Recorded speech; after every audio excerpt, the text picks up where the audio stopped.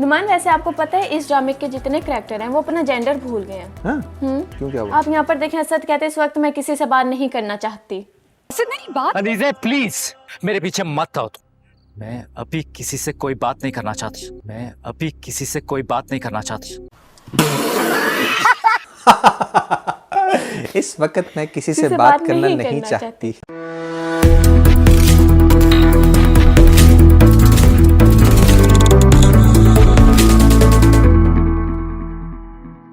Hello guys, welcome to another DD episode 11। और अरीज, हाँ जी, आज तो तुम कसम से बहुत प्यारी लग रही है।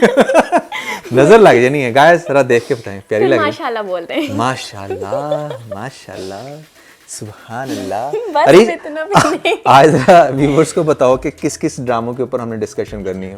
आज हम लोग समझौता पे करेंगे, जो आप सबका बहुत ज्यादा फेवरेट ड्रामा है। क्यों भाई, लोगों ने इतने समझौता, अच्छे अच्छे कमेंट्स कर रहे होते हैं समझौता। ओह सॉरी, मैंने गिरफ्त कहना था शुरू से। ठीक है ठीक है ठीक है, लोग समझ गए हैं, लोग समझ गए हैं तुम्हारी मिस्टेक्स की, लोगों को आदत हो गई है।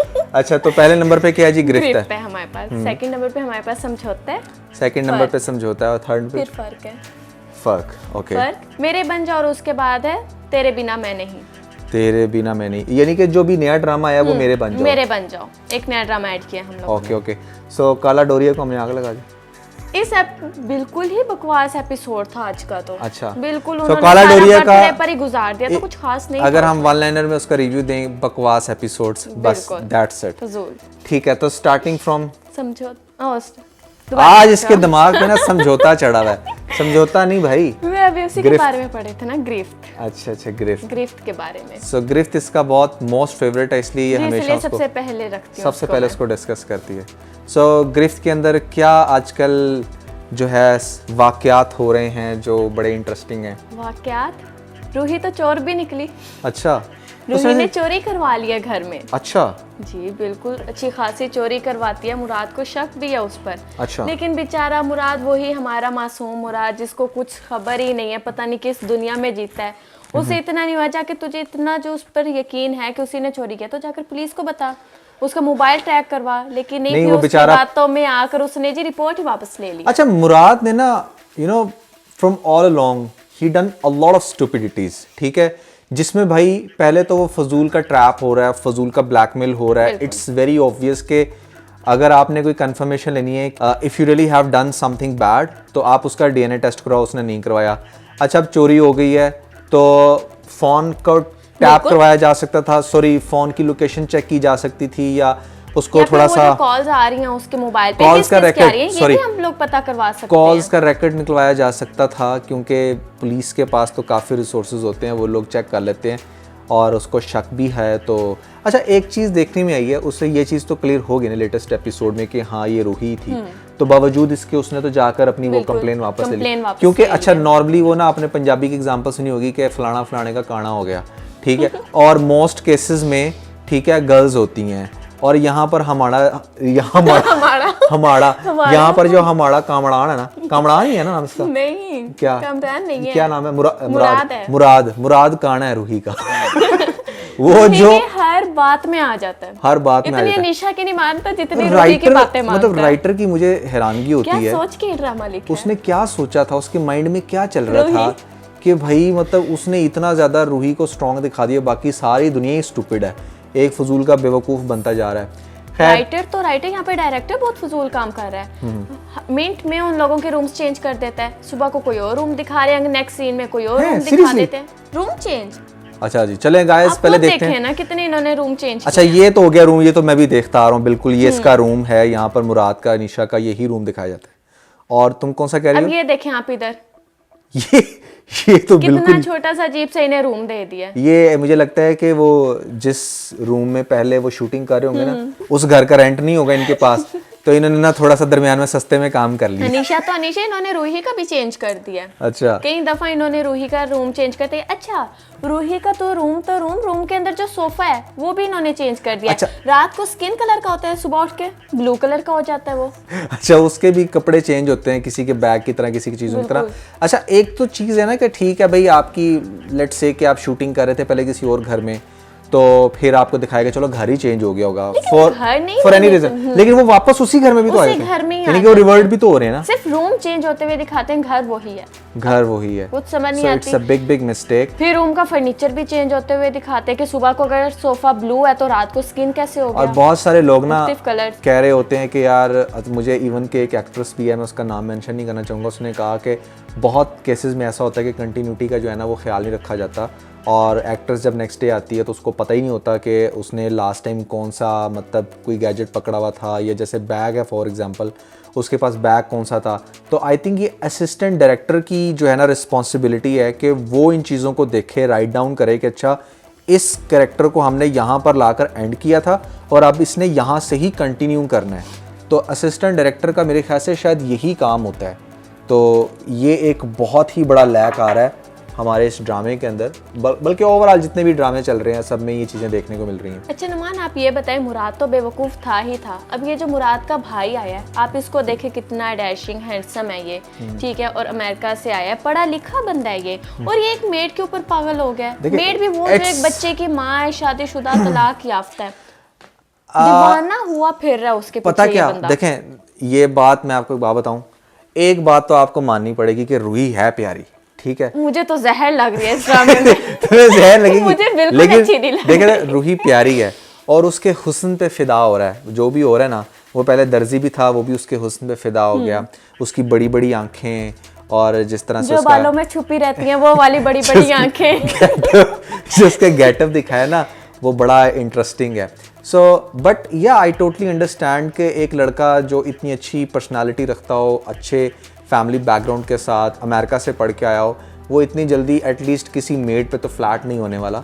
तो समहाउ ये भी पॉइंट रियलिस्टिक नहीं है। I will second you. अब उसके लिए वो स्टैंड भी लेगा, अपने पेरेंट्स के साथ फाइट करेगा, भाई के साथ करेगा, भाभी के साथ ऑलरेडी वो कर चुका है कि नहीं मैंने रूही के साथ ही चलना है।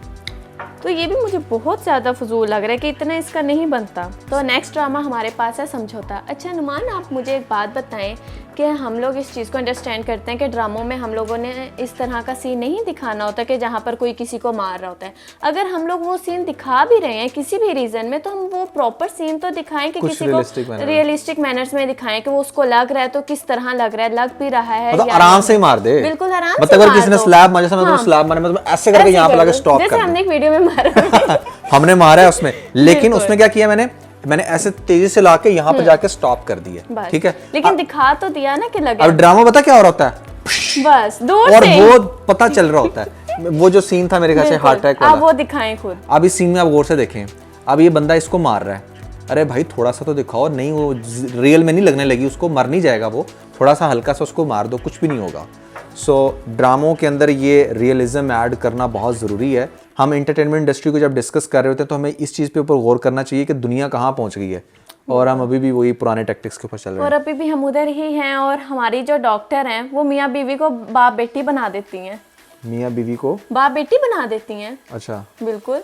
शाइस्ता लोधी जाती हैं जावेद शेख के साथ डॉक्टर के पास, और डॉक्टर कहती है आप अपनी बेटी का ज़्यादा ख्याल रखा करें। आपको लगती है ये उनकी बेटी वैसे?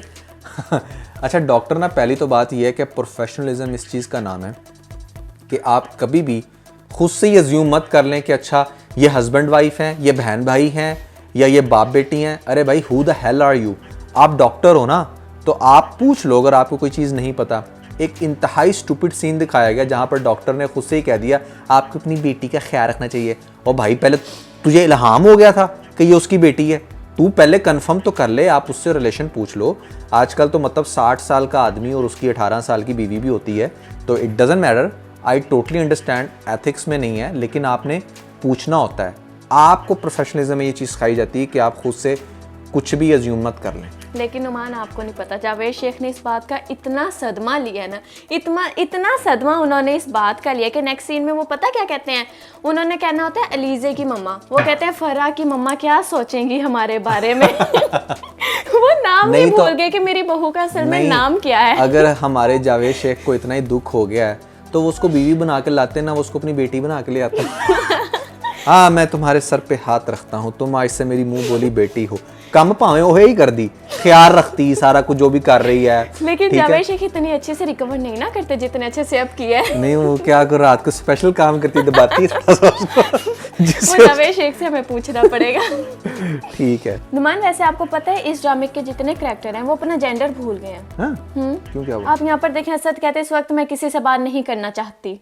मेरी बात अनीज़े प्लीज मेरे पीछे मत आओ तुम। मैं अभी किसी से कोई बात नहीं करना चाहती। मैं अभी किसी से कोई बात नहीं करना चाहती।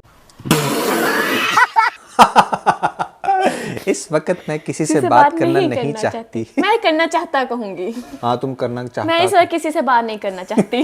वो चाहता।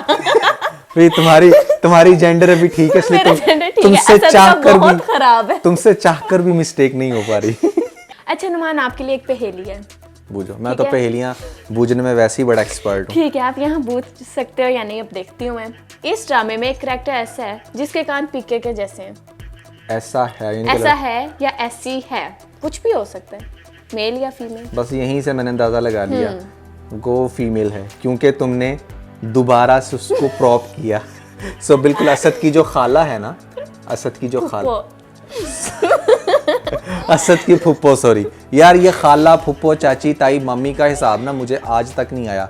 इसके अगर आप कान गौर से देखें ना तो बिल्कुल ऐसे लग रहे थे जैसे पीके के कान।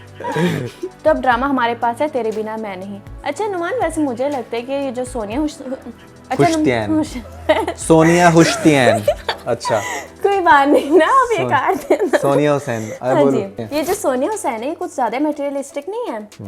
पहले एक ड्रामा था, आपको भी याद होगा, मोहब्बत तुझे अलविदा। उसमें इन्होंने पैसे के लिए अपने हस्बैंड की दूसरी शादी करवा देती हैं, ठीक है ना, और पैसा ही पैसा इनके पास होता है, हस्बैंड रहता नहीं। यहाँ पैसा ही पैसा होएगा, बस पैसा ही पैसा। यहाँ तो इन्होंने इस बेचारे को हस्बैंड बनाना भी गवारा नहीं किया, पहले ही पैसे की खातिर उसको छोड़ दिया, उसकी मोहब्बत को छोड़ दिया। तो ये इस तरह के कैरेक्टर क्यों करती हैं इतने? सोनिया हुसैन के आप यूं कह लें कि मतलब कोइंसिडेंट है ये, शायद पहले बहुत सारे ऐसे ड्रामास कर चुके हैं जिसमें डिफरेंट जॉनरास में इन्होंने काम किया। ऐसी तन्हाई वाज टोटली डिफरेंट जॉनरा, और भी बहुत सारे ऐसे ड्रामे हैं। और हाल ही में मेरे ख्याल से वो जो ड्रामा अभी चल रहा है या पता नहीं तिनके का सहारा, वहाँ पर तो आप देखो ना बेचारी बड़ी मस्कीन गरीब सी है। बिल्कुल। तो या आई टोटली अंडरस्टैंड, लेकिन ये जो दो इसके ख़ास तौर पे रोल है ना, ये भी बड़ी एक माशरे की सच्चाई है जिसको वो बेचारी पोर्ट्रे कर रही है। ऐसी औरतें हैं जो अपने बिज़नेस को, अपने काम को इतनी ज़्यादा तरजीह देती हैं कि उनको ऐसा लगता है कि शायद यही सब कुछ है। अच्छा, एक बड़ी फेमस कोट है कि पता नहीं मैं वो सही बताता हूँ या नहीं, लेकिन उसका मतलब कुछ इस तरह से था कि जब मर्द के पास पैसा आता है ना तो वो अपने साथ जुड़ी औरत की हर ख्वाहिश पूरी करने की कोशिश करता है। अच्छा। हर ख्वाहिश पूरी करने की कोशिश करता है कि मैं तुम्हें ज्वेलरी ले दूं, ये करूं, बंगला बना दूं, तुम्हारे लिए ताजमहल बना दूं। सही। लेकिन जब औरत के पास पैसा आता है ना तो वो कहती है कि मुझे मर्द की जरूरत नहीं। वो कहते हैं तुम कौन हो?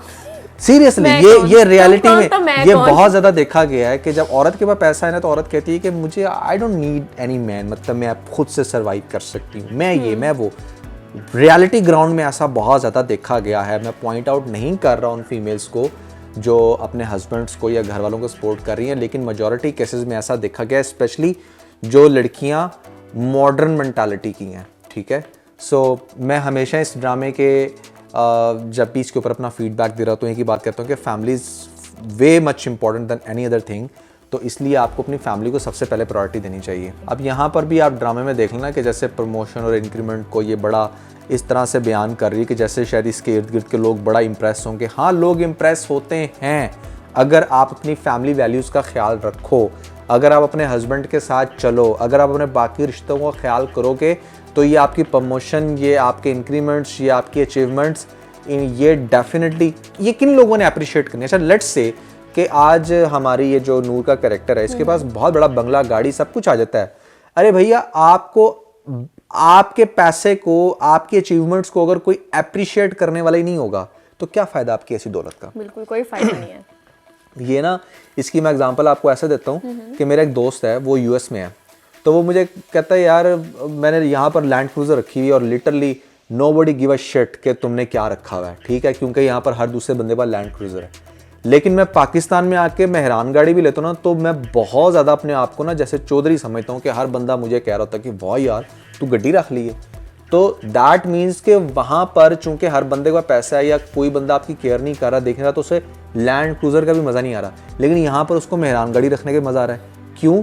रीज़न बीइंग कि उसको बहुत सारे लोग अप्रिशिएट करने वाले हैं, उसको ये कहने वाले हैं कि वाह यार कमाल है। तो नूर ने अगर इतना कुछ लाइफ में अगर अचीव कर भी लिया, भाई अप्रिशिएट करने वाला ही कोई नहीं होगा, तुम्हारे अपने घर वाले अप्रिशिएट नहीं करेंगे, क्या फ़ायदा है ऐसी अचीवमेंट्स का। सो ड्रामा बहुत बड़ा लेसन रखता है। और अगर मैं बात करूँ अगेन कि इस वीक का जो बेस्ट ड्रामा है, again that's going to be what, Tere Bina Main Nahin. आप इसको दोगे? या I think it's a good drama, या still we need to discuss other drama first, what do you think? मेरे ख्याल से किसी और को। अच्छा, हमने जो ऐड किया है मेरे बन जाओ। अच्छा मेरे बन जाओ, नेक्स्ट ड्रामा हमारा वही मजे है। का ड्रामा जा रहा है। अच्छा, और नेक्स्ट ड्रामा हम उसी पे डिस्कस करते हैं। बहुत मजे का ड्रामा जा रहा है, बहुत अच्छा। अच्छा ये जो ज़्यादा मेरे ख्याल से ये जितने भी ड्रामे करते हैं ना, वो ड्रामे इंटरेस्टिंग होते हैं। ये तो ड्रामा या तो करते नहीं, अगर करेगा ना तो कोई ऐसा स्क्रिप्ट भी पकड़ेगा जिसके अंदर बहुत ही ज़्यादा इंटरेस्ट हो। क्या चल रहा है? तो अरीज ने सबसे पहले तो आप लोगों को यही बता दिया है कि मेरे बन जाओ इज़ द वन जो इस वीक का बेस्ट ड्रामा है, राइट?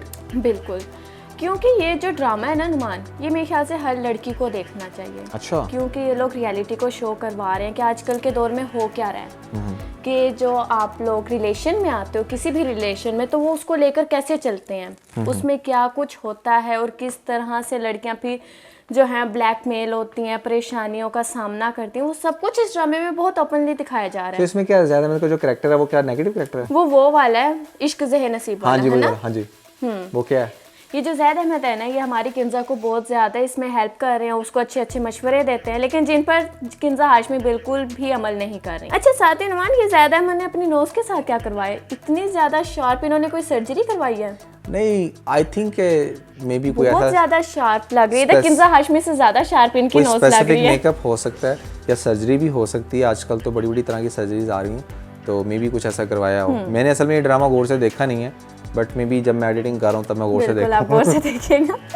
अच्छा तो आपको भी यहाँ लगेगा। अच्छा तो यहाँ पर नुमान एक इस तरह स्टोरी ही आज कर लेते हैं, क्योंकि पहली दफ़ा कर रहे हैं ना, तो कुछ स्टोरी डिस्कस कर लेते हैं। तो नुमान इसके जो दो करैक्टर हैं फिलहाल, अज़मिया और फरदीन, ठीक है, ये दोनों जो हैं आपस में कजन्स हैं। जो है वो रिश्ता पक्का हो जाता है, इनकी शादी होने वाली होती है। जो फरदीन होता है ना, वो आउट ऑफ कंट्री चला जाता है। फरदीन रोज़ जैसे अपने एक फियांसे को बंदा कॉल करता है, वो वैसे करता है, ठीक है, कॉल करता है और दीवानों की हद तक अज़मिया से प्यार करता है। लेकिन कॉल के ही दौरान एक तो इसे दिखाया कि बहुत ज़्यादा गुस्से का तेज है, छोटी छोटी सी बात पे गुस्सा कर जाता है कि तुमने मेरी कॉल जल्दी पिक क्यों नहीं की, तुम वहाँ क्यों गई, तुमने वहाँ नहीं जाना था, इस तरह की बातें करता है। बिल्कुल ठीक है, इस तरह की कंडीशंस अज़मिया के साथ रखता है कि तुम वीडियो कॉल पर आओ और न्यूड हो जाओ, इस तरह का सब कुछ। और इन्होंने ये प्रॉपर सीन दिखाए भी हैं। अच्छा। ठीक है, उसके बाद दिखाते हैं कि इन दोनों का निकाह हो जाता है। अच्छा। अज़मिया जो है वो 2 से 3 बार इन्होंने प्रॉपर ये सीन दिखाया है कि वीडियो कॉल पर उसके सामने न्यूड भी हुई है, क्योंकि उन्होंने बाद में दिखाया कि वो जब बाहर निकल रही होती है तो उसने शर्ट ही उल्टी पहनी होती है। अच्छा। दूसरी साइड से शर्ट पहनी। इन्होंने इतने प्रॉपर सीन दिखाए हैं, लेकिन उधर ही अज़मिया का फिर यहाँ तक तो ये गलत कर रही थी, लेकिन उसके बाद जब उसका निकाह हो जाता है तो फरदीन उससे जब मिलने आता है अज़मिया से कि अब तो मेरा निकाह हो गया, तुम अब तक टालती आई हो, अब हम मिल सकते हैं, हम फिजिकल हो सकते हैं, हमारी कल रुक सकती है, तो वो क्या करती है, वो उसे एक देकर स्लैप लगा देती है। मना कर देती है कि नहीं तुम्हारा भी मुझ पर कोई हक नहीं। वो कहते हैं जब तुम वीडियो कॉल पर आती रही हो तो इधर तुम्हें क्या मसला है। यहाँ पर वो करके वो साथ ही तलाक दे देता है। अच्छा। उस वक्त गुस्से में, क्योंकि उसको फरदीन को स्लैप लगा होता है, वो उस गुस्से में होता है और कुछ अज़मिया उसे क्लोज नहीं आने दे रही होती। इस गुस्से में वो क्या करते हैं, स्लैप लगा देते हैं। ये टोटल स्टोरी चल रही है जो मैं आपको बता रही हूँ। नेक्स्ट डे रुखसती होती है, तो वो कहता है कि रुखसती भी होगी और तुमने मेरे साथ आना, और वो रुखसत होकर भी चली जाती है। वो किसी को बताती ही नहीं अपनी तलाक का। अच्छा यानी कि तलाक भी मौके भी मिलते हैं। नहीं मतलब how it's possible. So this is very strange. I mean मैं इस ड्रामे को जरूर देखूंगा, आप देखिएगा। और बड़ी वैसे इंटरेस्टिंग स्टोरी लग रही है। तो जो इसमें जो ज़ैद अहमद का कैरेक्टर वो क्या है? ज़ैद अहमद का ये है कि वो जो है अज़मिया की शादी के कपड़े सीता था, ठीक है, और कहीं ना कहीं अज़मिया के छुप के बातें सुनता रहा है, ठीक है। और अज़मिया के बारे में इसे सब कुछ पता है कि उसे डाइवोर्स भी हो गई है निकाह से पहले, और किस तरह की वो कंडीशंस रखता था उसके सामने। तो वो इसको समझाता रहे कि बॉस तुम ये ना करो, बॉस कहता है अज़मिया को, बॉस तुम इस तरह ना करो, बॉस तुम रुखसत ना हो, बॉस ये तो वो। सो किस्सा मुख्तसर ये कि ड्रामा बहुत इंटरेस्टिंग है, और we will highly encourage you guys कि आप ये ड्रामा जरूर देखें। हम इसके ऊपर शायद अपने जो एटलीस्ट डीडी एपिसोड के रिव्यूज हैं वो कंटिन्यू रखेंगे। बिल्कुल, मैं तो रखूंगी, क्योंकि मुझे काफी इंटरेस्टिंग लग रहा है, क्योंकि इसमें बहुत कुछ सीखने को है। तो लास्ट ड्रामा हमारे पास है फर्क। अब फर्क में जो है उसको कोई हया आई है, बेहया नहीं लड़की को? कोई हया नहीं है, बल्कि सारी फैमिली ही अजीब चल रही है। अच्छा, बाप किसी और के साथ फ्लर्ट कर रहा है, बेटी किसी और के साथ कर रही है, वाइफ किसी और से मिलने जा रही है, बिल्कुल ही अजीब सीन दिखा रहे हैं। अच्छा, यहाँ पर जो इर्सा है उसने दानियाल के लिए अपना घर भी बेच दिया है। अच्छा। दानियाल को पैसे दे देती है घर बेचकर, ओए। बेचकर घर दे। यानी कि इसमें दिखाया गया है कि एक लड़की किस हद तक स्टूपिड हो सकती है। बिल्कुल। सही। और अच्छा भला ये जो कमाल है वो उसका पीछा भी करता है, उसको फॉलो करता है कि जा कहाँ रही है इर्सा।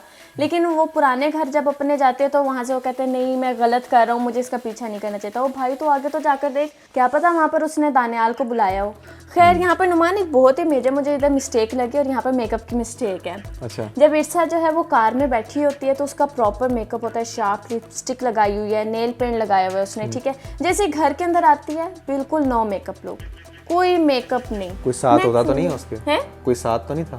कुछ भी नहीं, कुछ भी नहीं मेकअप उसका उतरने की कोई तो रीजन होगी ना। था। दानियाल था साथ।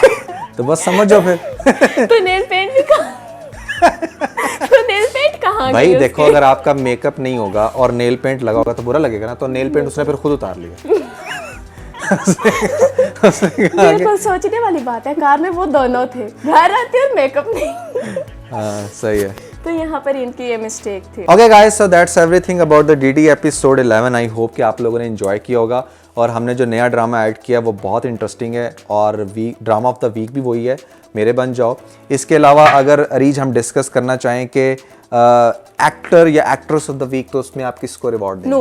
नूर। ओके, तो नूर की एक्टिंग डेफिनेटली बहुत अच्छी है, मुझे भी बहुत ज़्यादा अच्छी लग रही है। रुखसती के बाद जिस तरह के उसके इन्होंने एक्सप्रेशंस दिखाए हैं, उसका तड़पना और जो सब कुछ था ना, कहने को वो कुछ डायलॉग डिलीवर भाई नहीं कर रही वो- थी, उनकी जो आंखें थी, उनके जो थे सारे इमोशंस वो बोल रहे थे। सोनिया बहुत आला सैन, थे। सोनिया सैन बड़ी मंजी हुई एक्ट्रेस है। बिल्कुल, मुझे तो बहुत obviously अच्छे वो उसने उनके सीन लगे हैं। अच्छी एक्टिंग करनी थी।